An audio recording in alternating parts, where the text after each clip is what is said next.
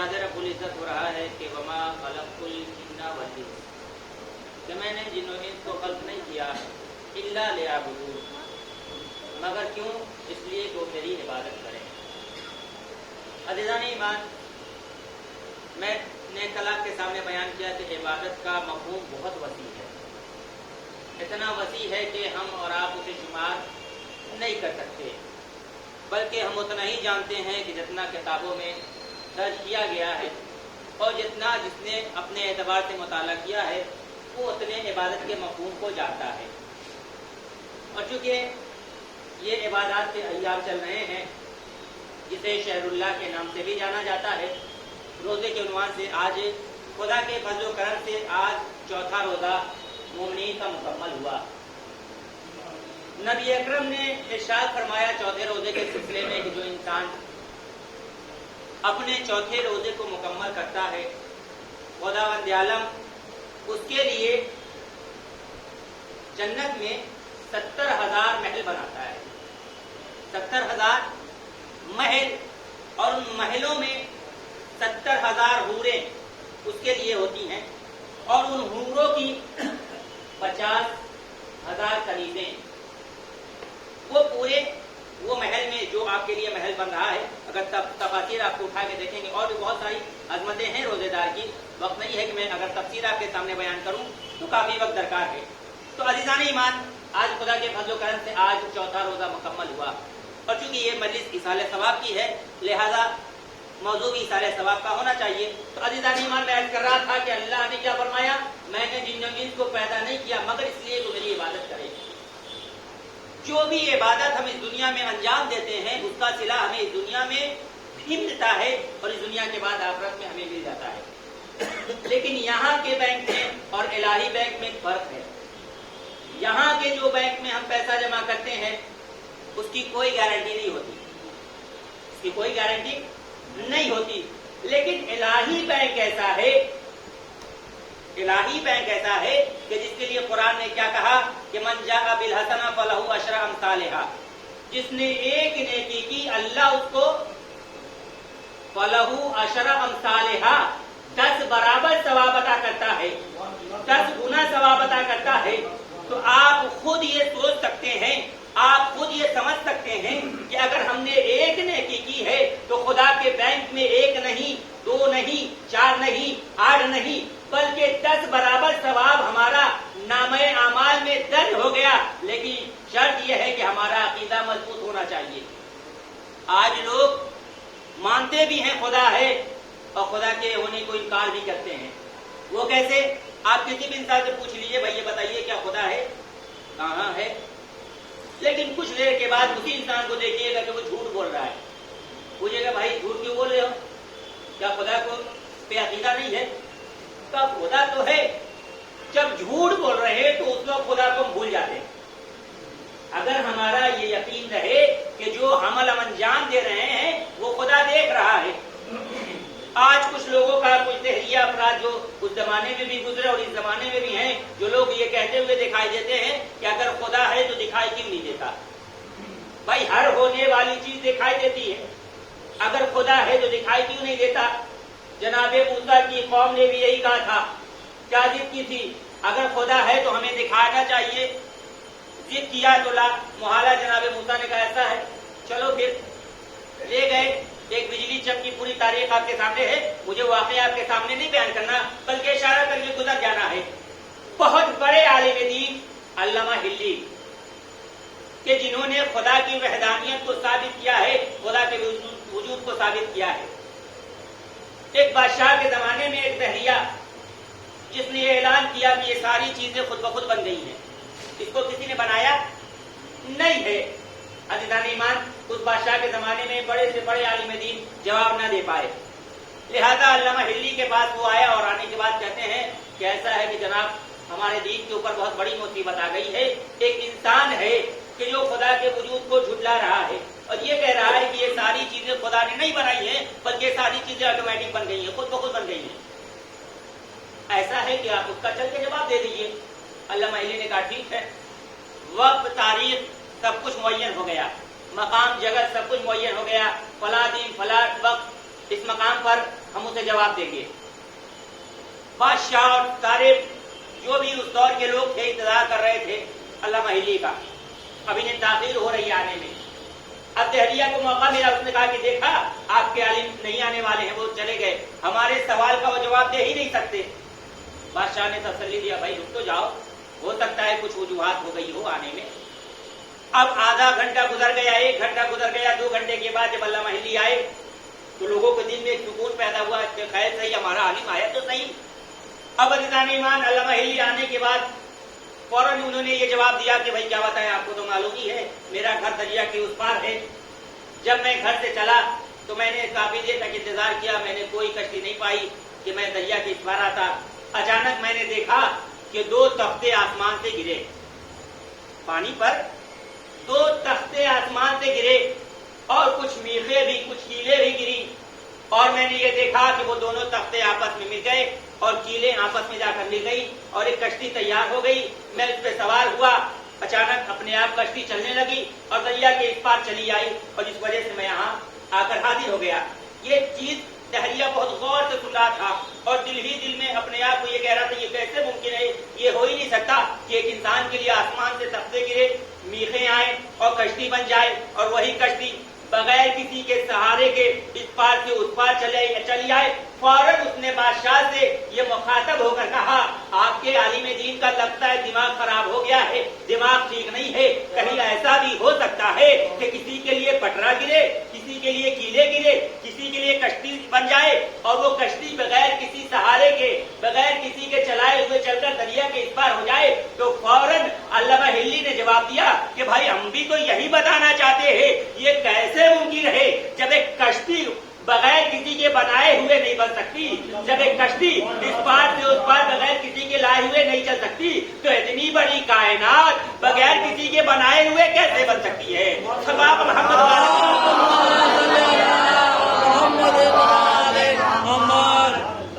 ایمان, بہت سارے واقعات خدا کے وجود پر موجود ہیں, بہت ساری چیزیں ہیں. اگر خدا ہے تو دکھائی کیوں نہیں دیتا.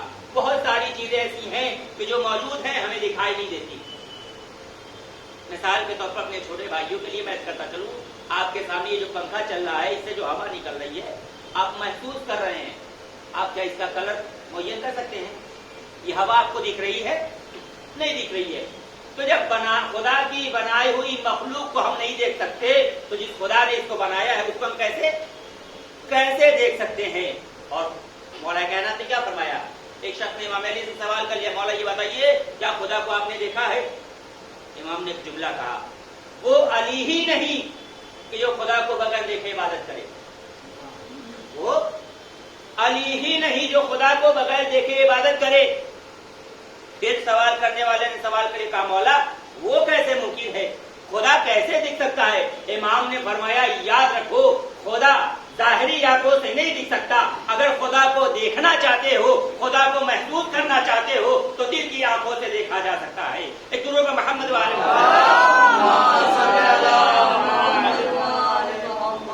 عزیزان ایمان, ہماری خلقت فقط اور فقط عبادت ہے. ایسا نہیں ہے کہ بس نماز ہی ایک عبادت ہے یا روزہ ہی عبادت ہے. ہر وہ عمل جس سے خداوند عالم راضی و خوشنود ہو وہ عبادت میں شمار ہوتا ہے. جو لوگ اپنے بچوں کے لیے مزدوری محنت کرتے ہیں, ان کا عمل بھی وہ بھی عبادت میں شمار ہو رہا ہے. ایسا نہیں ہے کہ وہ محنت و مزدوری کر رہے ہیں تو ان کا عبادت میں شمار نہیں ہو رہا ہے. ہر وہ عمل, چونکہ اس سے ان بچوں کی تربیت ہو رہی ہے, ان بچوں کی پرورش ہو رہی ہے, یہ بھی عبادت میں شمار ہو رہا ہے. وقت نہیں ہے کہ میں آپ کے سامنے پوری تفصیل بیان کروں, بس عزیزوں میں نے اپنی رحمتوں کو سمیٹا. ضروری ہے کہ ہم غور کریں وہ کون ایسے اعمال ہیں کہ جن کو انجام دینے سے ہمارا رب ہم سے راضی ہوگا, وہ کون ایسے حکم ہیں کہ جن کے اوپر عمل کرنے سے ہمارا رب ہم سے راضی ہوگا. اور یاد رکھیے, اہل بیت کی محبت میں اس دنیا سے جانے والا کبھی مرتا نہیں ہے, بلکہ وہ زندہ ہوتا ہے. صاف صاف حدیث ہے, آپ نے بارہا علماء سے ذاکرین سے سنا ہوگا کہ من ماتا علی حب آل محمد ماتا شہیدا, جو شخص آل محمد کی محبت میں مر جائے وہ مرتا نہیں ہے بلکہ شہید ہوتا ہے. اور شہید کے لیے کیا قرآن مجید نے صاف صاف لفظوں میں ارشاد فرما دیا شہید کبھی مرتا نہیں ہے بلکہ وہ زندہ ہوتا ہے. 2 مصروں میں بات واضح کرتا چلوں کہ یہ تم سے کہہ دیا کس نے شہید مرتا ہے. یہ تم سے کہہ دیا کس نے شہید مرتا ہے.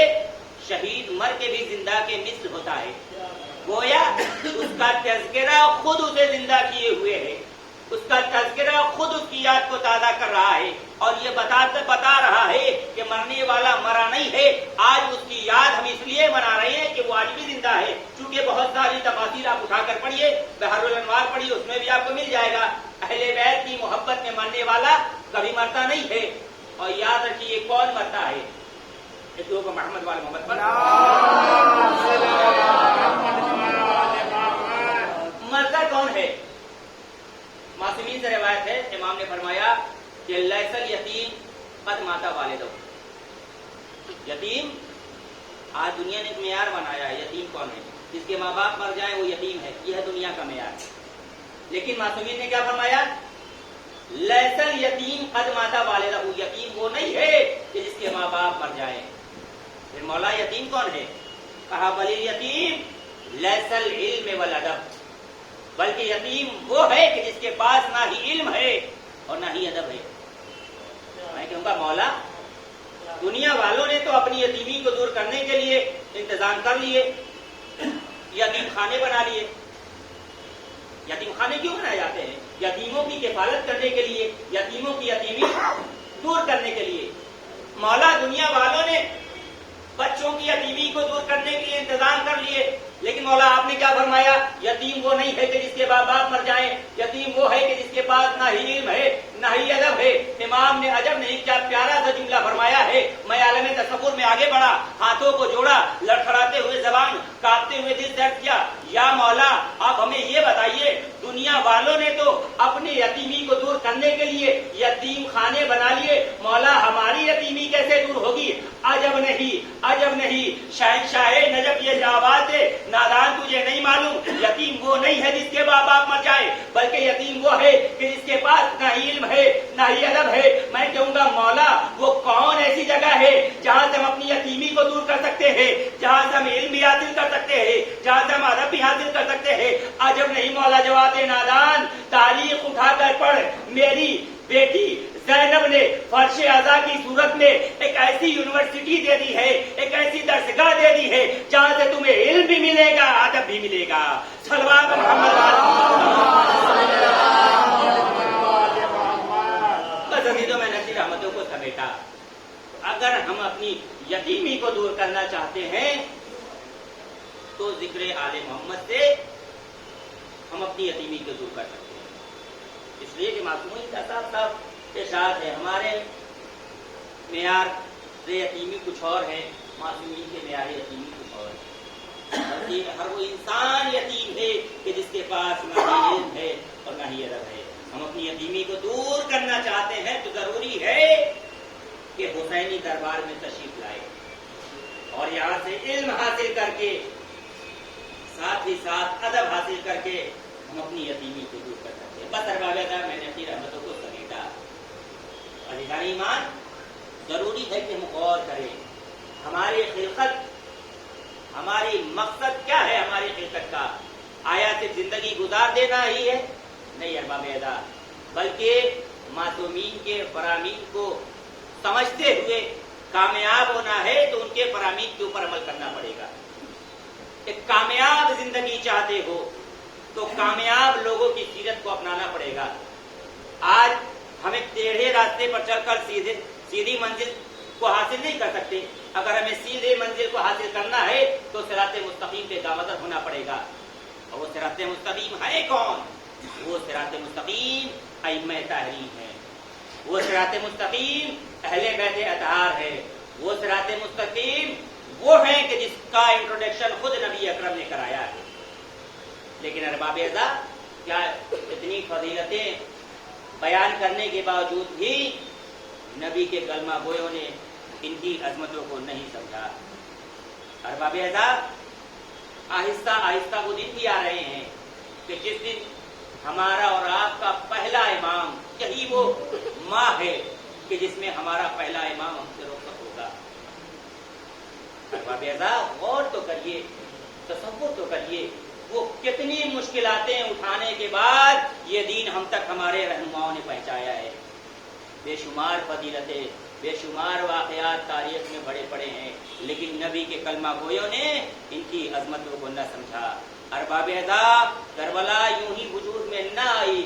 حسین نے مدینے سے چلتے وقت ایک جملہ کہا تھا، وہ جملہ یہ کہا تھا، اے میرے نانا کے مدینے، یہ تو نہ گھبرانا، میں مدینہ اس لیے چھوڑ رہا ہوں کہ میں جو وعدہ اپنے نانا سے بچپن کی کیا تھا، میں اس وعدے کو نبھانے کے لیے چھوڑ رہا ہوں۔ ارباب اعزاز، تاریخ بتاتی ہے کہ حسین تنہا نہیں چلے، بلکہ مدینے سے چلتے وقت اکبر کو بھی لیا، قاسم کو بھی لیا، عباس کو بھی لیا۔ ارباب اعزاز، دو جملے، میں مسائل زیادہ نہیں پڑھوں گا۔ تاریخ بتاتی ہے کہ وہ وقت جب امام مظلوم کربلا جناب زینب کی خدمت میں آئے تھے اور پورے واقعات بیان فرما دیے تھے دربار سے آنے کے بعد، تو زینب نے ایک جملہ کہا تھا۔ وہ جملہ کیا تھا؟ کہا بھیا آپ نہ گھبرائیں، اگر نانا کے دین کو بچانے کے لیے، اگر نانا کے دین کو بچانے کے لیے آپ اپنے عباس کی قربانی دیں گے، قاسم کی قربانی دیں گے، اے بھیا حسین آپ نہ گھبرائیں، اگر نانا کے دین کو بچانے کے لیے زینب کی چادر کی ضرورت پڑے گی نا، تو یہ زینب اپنی چادر قربان کر دے گی۔ اے بھیا حسین آپ نہ گھبرائیں، اگر نانا کے دین کو بچانے کے لیے ہمیں اون و محمد کی بھی قربانی دینی پڑی، تو میں اپنے اون و محمد کی قربانی دے کر نانا کے دین کو بچاؤں۔ الا لعنۃ اللہ علی القوم الظالمین وسيعلم الذين ظلموا أي منقلب ينقلبون إنا لله وإنا إليه راجعون۔ والا بحق محمد وال منتخب میں ہماری اس مختصر سی عبادت قبول فرما۔ والا بحق محمد وال جہاں جہاں مشیان ان کی جان ہماری عزت و آبرو کی حفاظت فرما، جو پریشان حال ہے ان کی پریشانی کو دور فرما، جو مقروض ان کا قرض غیر سے ادا فرما، جو برسر اولاد ہیں خداوندہ تو جو واسطہ اہل بیت خیر کو اپنے اولاد صالح و نبی عطا فرما۔ بالا بحق محمد وال محمد تیرے حضور میں بہترین دعا یہ ہے کہ اپنے حجت کے دور میں تعجیل فرما، ہم سب کو ان کی آوان میں شمار فرما۔ آپ حضرات سے گزارش ہے کہ ایک مرتبہ سورہ الحمد